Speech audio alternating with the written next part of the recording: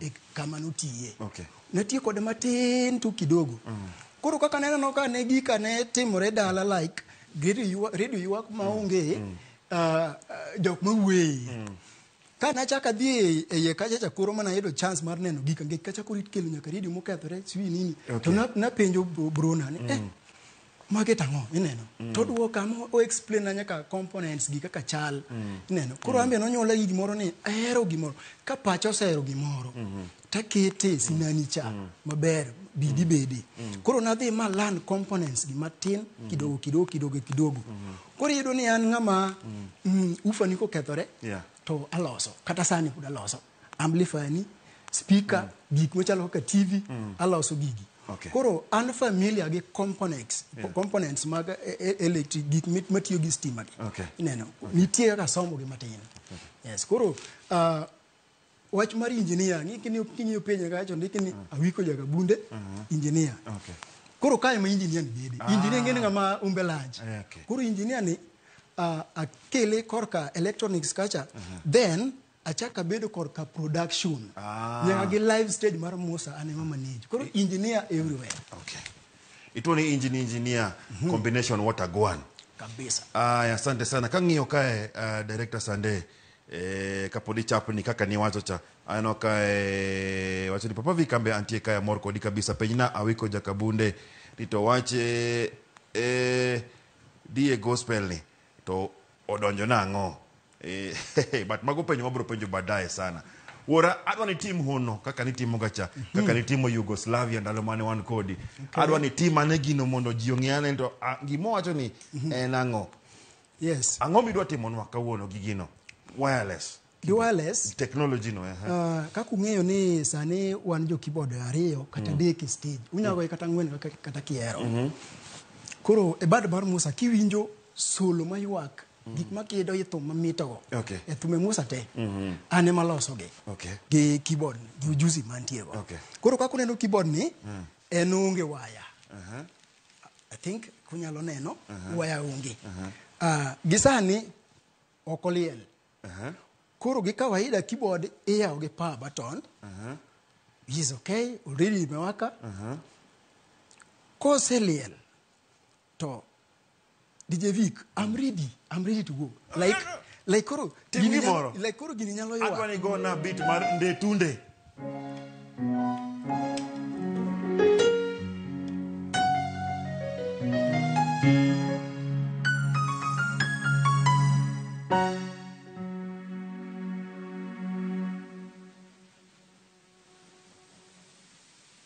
Ingeni urengeni simoko ichacha kae makata DJ koloka maintie gini obako kabisa. Yes. Ereka gino tero signal kocha. Adwa ni amina fast. Go na thum Awicko. Go na thum Awicko. Ndio. Koro thum koro wadwa seto wago freestyle. Okay.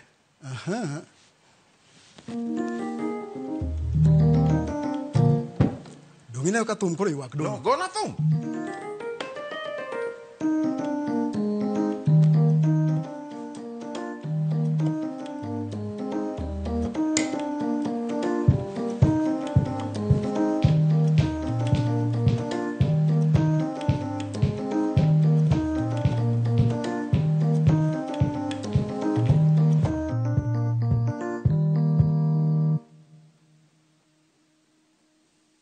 Ajo mukiae mano sam daktari ya mino kinyo bunya seme anyono banjo kakanyalo koro enga iruka kodonyo ga thum to mane thum ma Musa jachak ga godo iruka moral bede ye kanyo gona beli gona beli ni kechangeni mana chel kompado majo dano ero sana nitie waya moro ma jiwero ga iruka wan ga gi MC milungu ni pengle ka ni stage to wacho ga ni gonwa uru like chiel na guro mena koro chiel no mena ni odhiga like ido ni wagoga nitie gita moro mane ye kanyo machakore e bilibeli. So I have to set it mondo juwin kaka gisacha oyinjo wa kaka ogiro timore nade obiro ga. Yes. Odonje setup.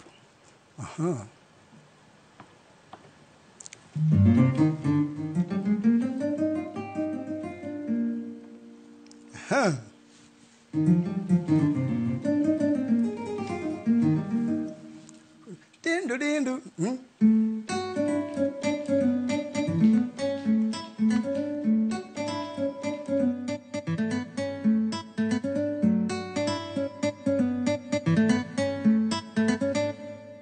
Winjo ka mano e waya matimore nade makwongo chako. Then waya makwongo chako kwariwe gi nitiere moro mabe iwak ma I think ni dhano eroga sana ka kama sijakosea winjo ka kadala tuwandu ma nyathi ga wino tuwandu ma wuod koni korido ka mana e tich matiyo then combination ariyo gote monda winja ne gima wuok an ka kenda ngata chiel kori bro yiro ni nitiere jamin ma watch ni for example wunda ni kora atugo min dum get machacha ase explain gima agoga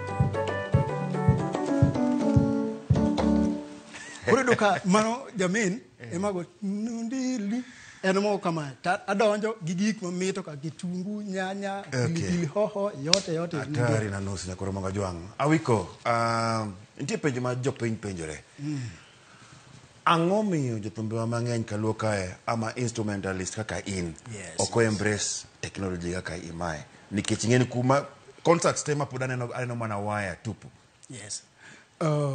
en adier ni keyboard noloso mondo tigi waya kito jogi nolose mondo tigi waya tibro ido ni an akili na ko settle atimo ga research mang'eny ga kata ka bede ot nitiga research matimo ga mang'eny ni gini ndiyo itimega to ere kaka nya time beyond that koro mano ana bedo ga research sana pacha neno ga mabor koro yiro ni ndiyo onge ng'ama nose nyalo fwenyo ni onyalo bedo kamano kata sani ki Google the whole world onge kata ng'ama samoro pach gi chanda kaka ginyalo loso keyboard mar wireless lakini podi onge the whole world keyboard mar wireless asante dhano nigi penjo mang'eny kaya werabro penjo ntie penjo moko mosebedo ka ntie mbui kacha ande mang'eny jopiny gombo ni monda penji lakini amedo mana paro gini namba studio ka mar ote machoke na ria deka uchiel no kato X handle mara ndjv_r kata Ramogi TV KE kato Facebook wang'enye sana wantie live fan page mar Ramogi TV mar Ramogi TV man gimoro ma blue kato tik nyakoro mga joang kaito fan page mar Shoni kidwa cholo na ote ena ngomo wake Ramogi TV kidwa go simu nyakoro mga joang boyenu mondi go simu kiye na Awicko adwa go thum Musa Jakadala mar hera remo kato imbe luwe gimi nyalo luwe wiye kanyo design donge mondo koro wachap ni technology mondo makini kabisa donge janano mara ma en ngomo wake winje mae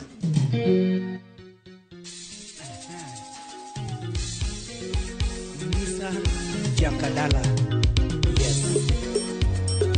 nalinga kayo mingi mwasi nanga yonde moninga nanga le grand prestige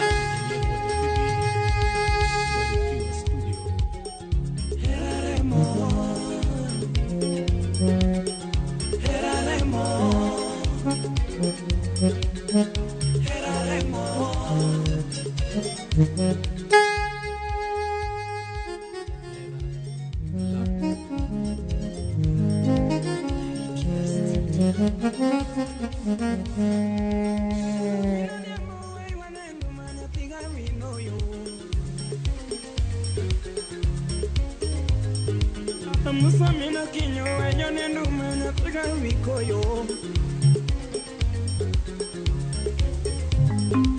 kadala unya seme wanyone kitanya tigo kinyo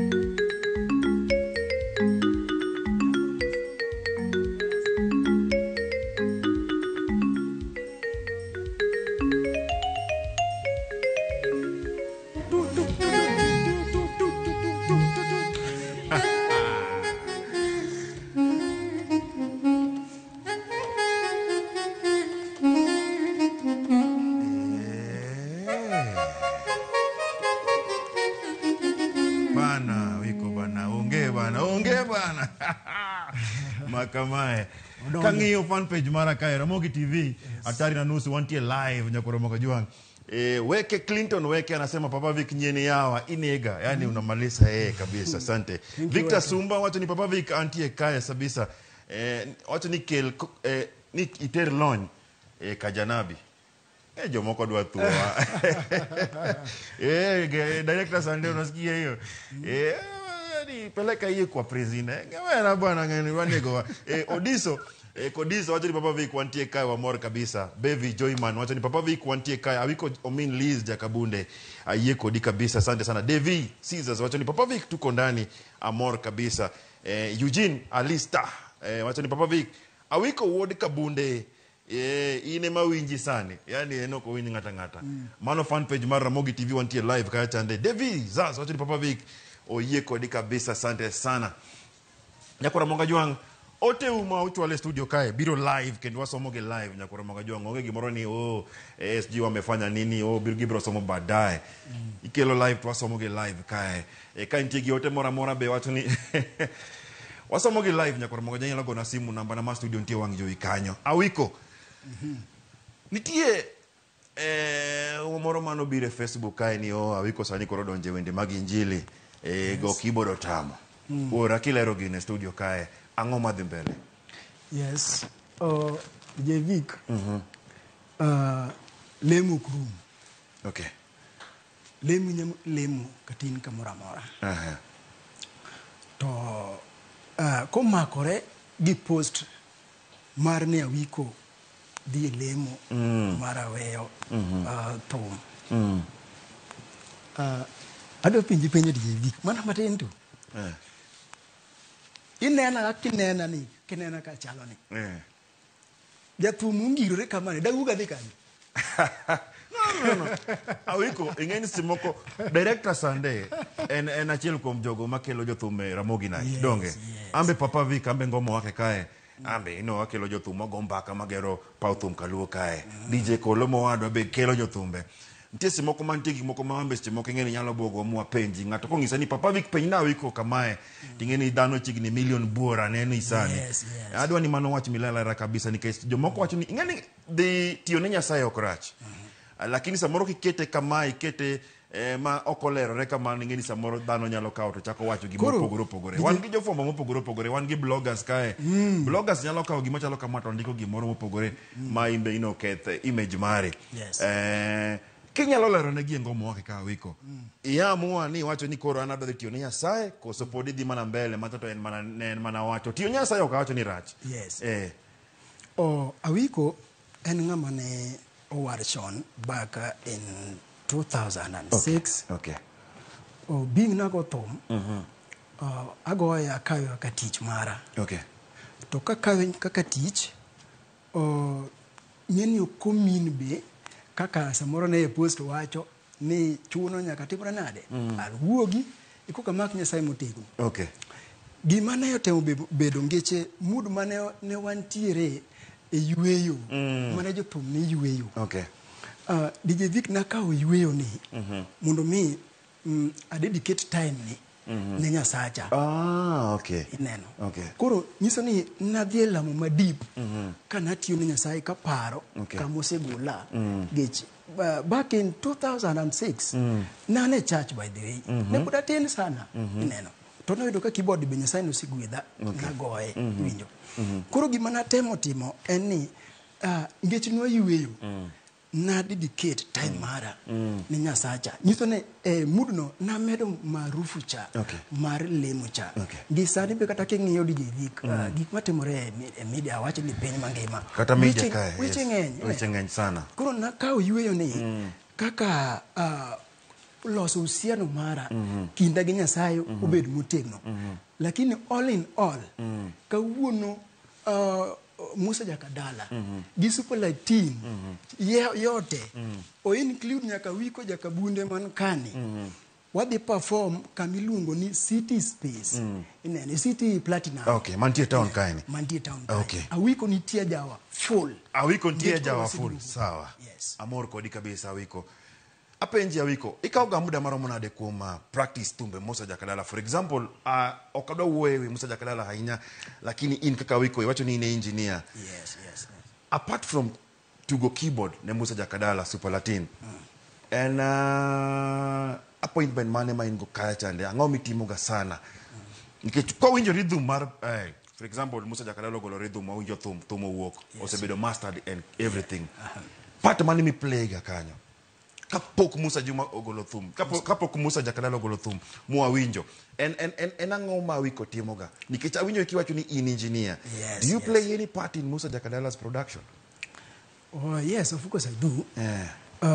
Timore kama sama wadwa dhi golo thum kata Musa ng'eni en ng'ama rajugi onya bukra to kwago thum to owe kata mowero ma ji ong'eno to moro biro na biro sano ineno kuro mobiro sano no kaka ambian ng'ama engineer ibiro yudo ne akaw kata nyasimba moro arekodgo gini alafu later on kata kinyne wabedo piny koni baba gimoro ni introduce kam ineno mamit biwinja ne mondo mi wang'e kaka watime then kosewinje ken gima mit to wabire e studio to wamanyo ne beat kuro maber kabisa to lyrics manitie kacha waketo ineno kuro koseketo to wachiego gini to maya okan kende ibiro yudo ka ma kuro include jo band ineno kuro wabedo piny watimore nade wagolo pachwa kaka gini nyadhi kuro place mara kaka Awicko engineer Suplatine en mokwongo an keyboardist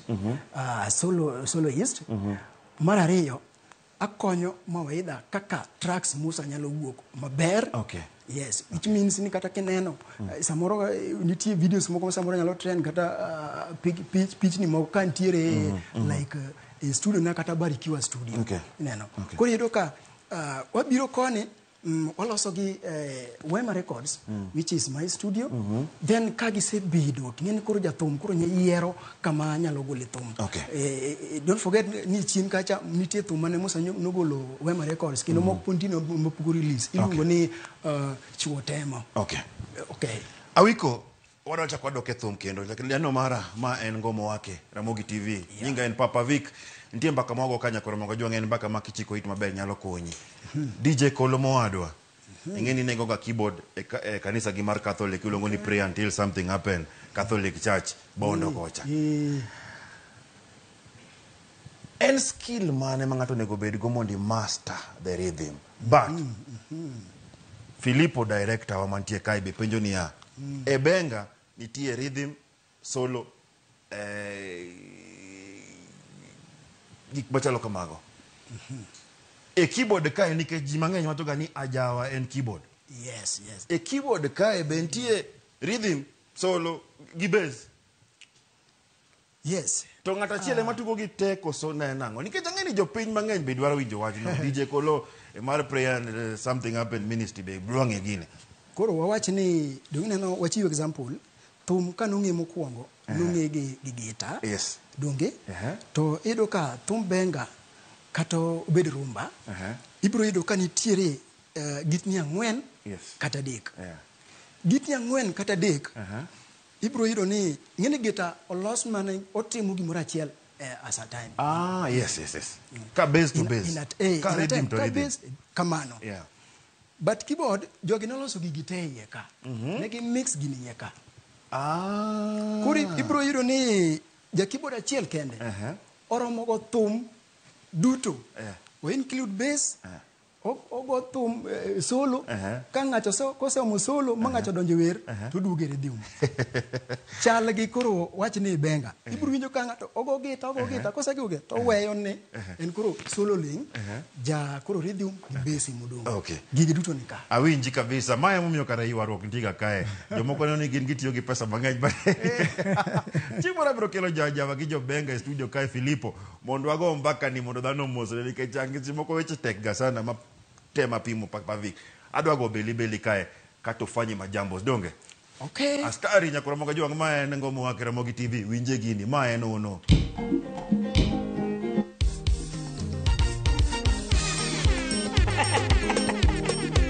Oh yes. Musa Jakadala ili wiki. Anko Sam muda simbo.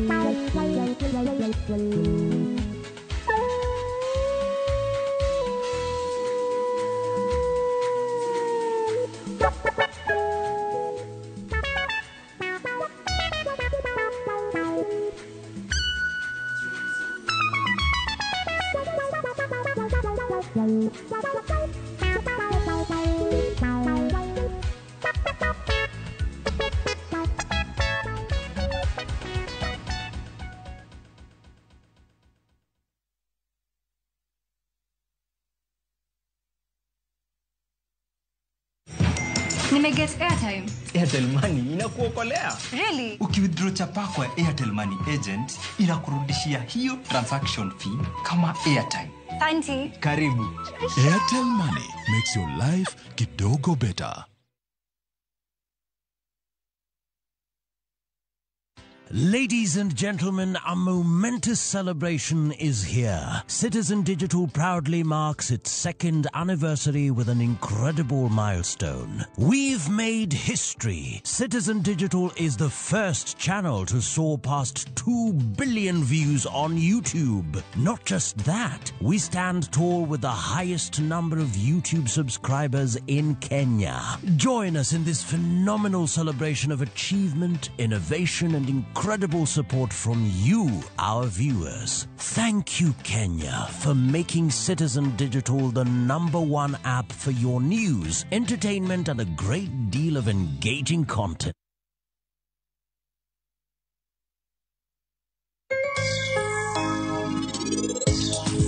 Ido machunga onge season mare.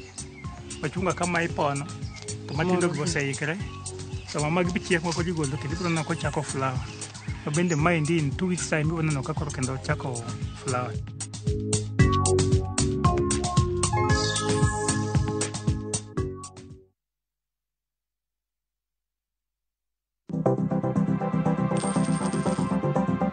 Mondo mi ikungo menda e yo mayot kendo yo mowinjore, onego ibed kod paro mar kungo dwe ka dwe, juma ka juma, kata odiochieng' kodiochieng'.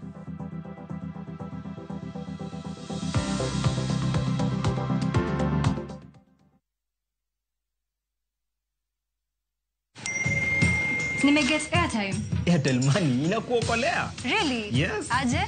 Ukiwithdraw chapa kwa Airtel Money agent inakurudishia hiyo transaction fee kama airtime. Auntie. Karibu. Shosho. Chiko. Nipotea. Angalia hapo kwa buchari kanjia kako hapo. Oh. Shosho. Airtel Money makes your life kidogo better.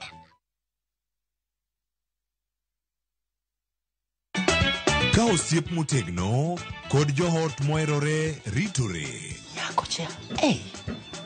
Timondo ndisori. Wayudo ng'eyo tonggi. Ipani akia gik mitimoga. Uro wengi donje matusi na ukweli donge. Yud mor e ngimani kokalo e gik matindo. Udogo shwag wene musajaka dala. Justice for all. Ng'ane ngima nyar kochia kod osiepene kaachiel kod joodgi. I am busy. Gima ruoth omiyo kana wene jachien. Sama giromo gi pek mar ngima, joot kod osiepe. Nyasaye neno gi wang'i ma ok opimni. Akwaye ni mondo imak tieja karibu to kopuodho tilew chunye. Ok ginyal weyi ma ok inyiero. Nyakucha irachna e joga. Koka ite to tegore mana ka ita puoyo maniego. Nyarko chia. Tich abich ka tich abich, saa 1:55 otieno. Mana e Ramogi TV.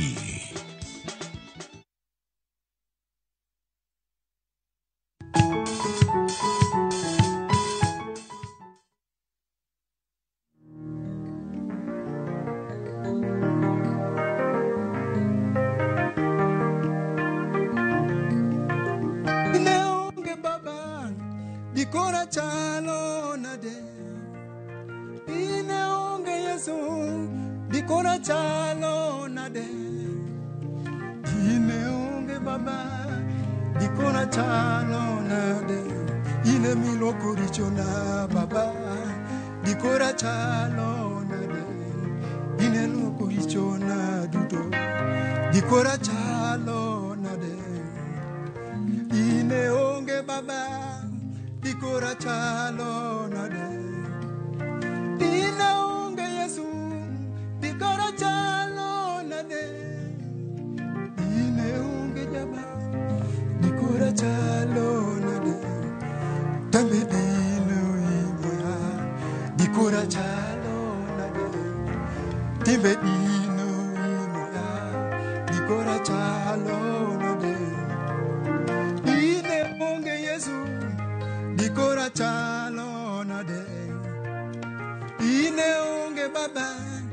Dikora chalo nade, ajuke dunge nundu ya. Dikora chalo nade, ine mire songi mana Baba. Dikora chalo nade, ilwoko richona Yesu. Iwe na richona Baba, ilwoko richona Yesu. Iwe na richona ura. Hallelujah. Amen.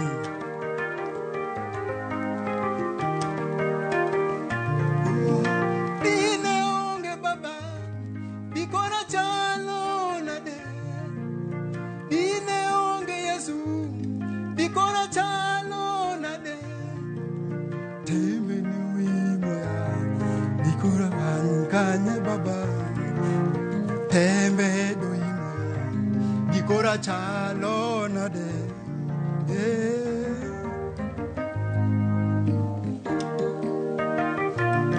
Hallelujah, Hallelujah.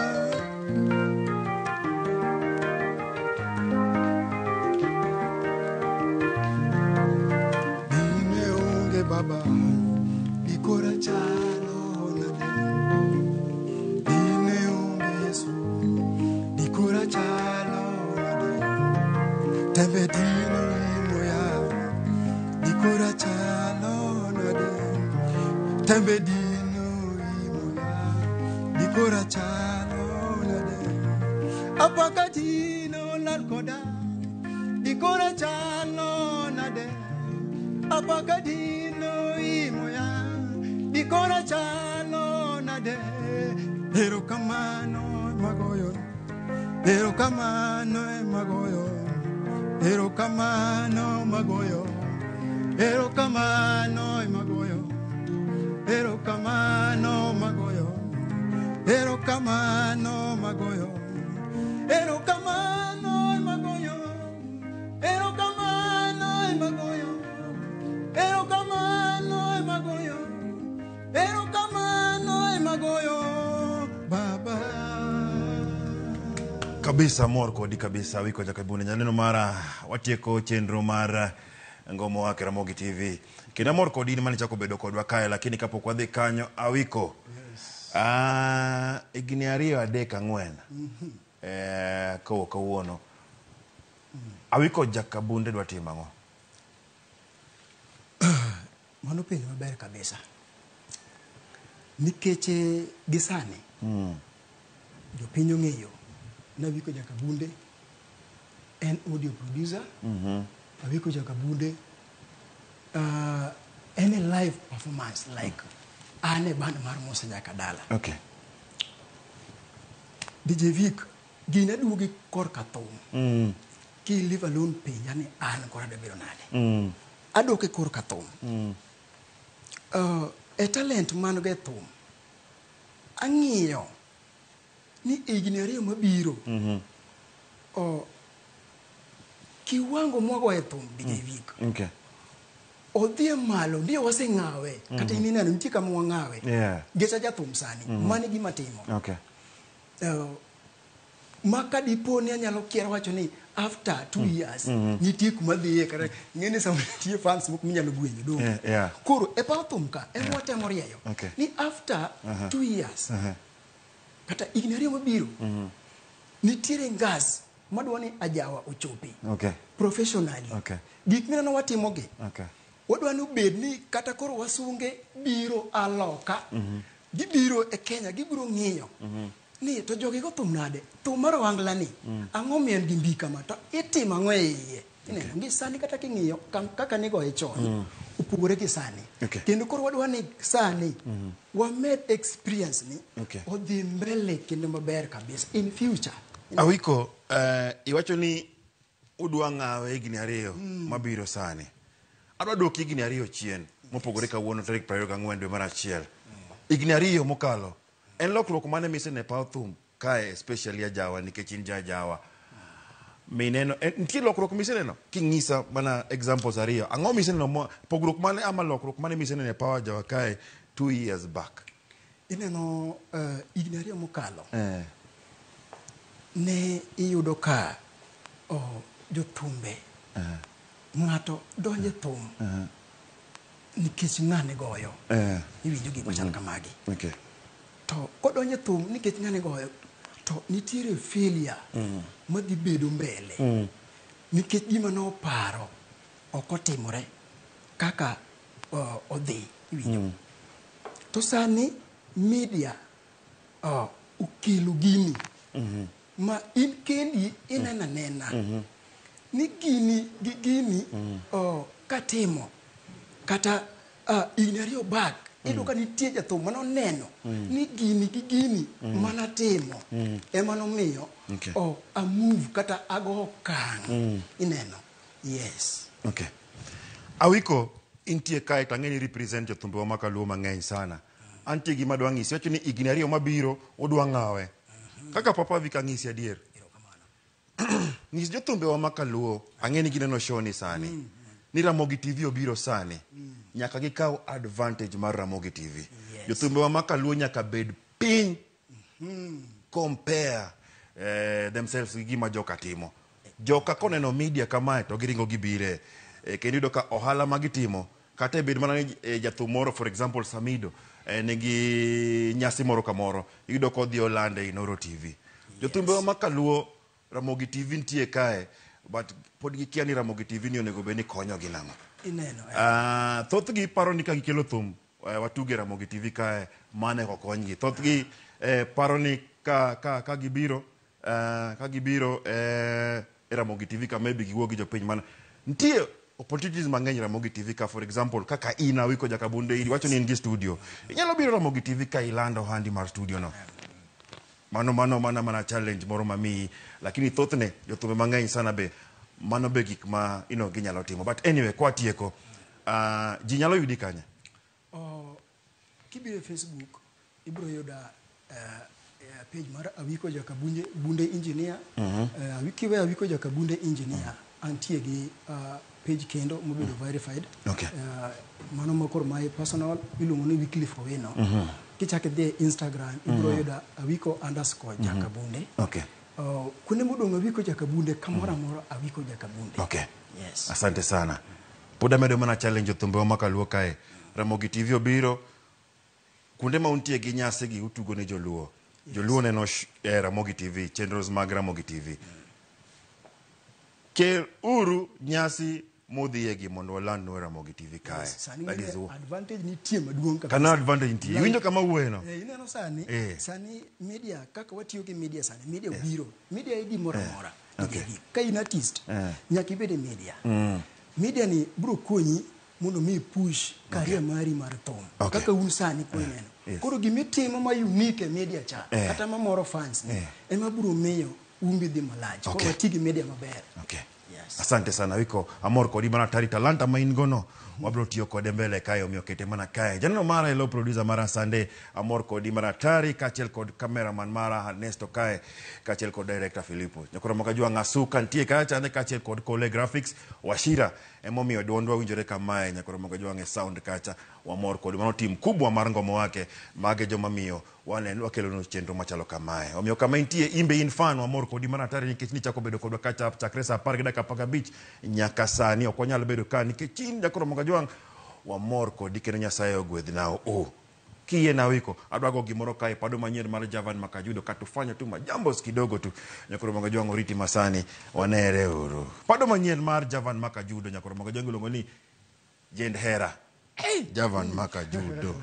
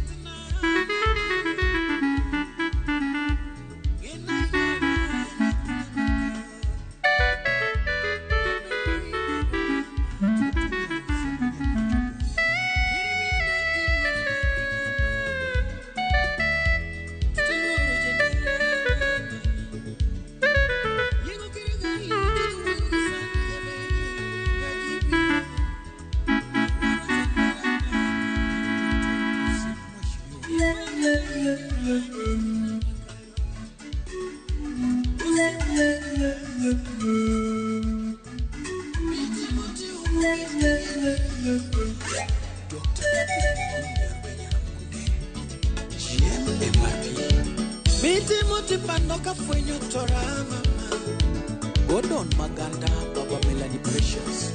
Mudo lembo kendo chapunyo lembo. Miwa choka ngeto hinyama. Miwa choka ngeto hinyama.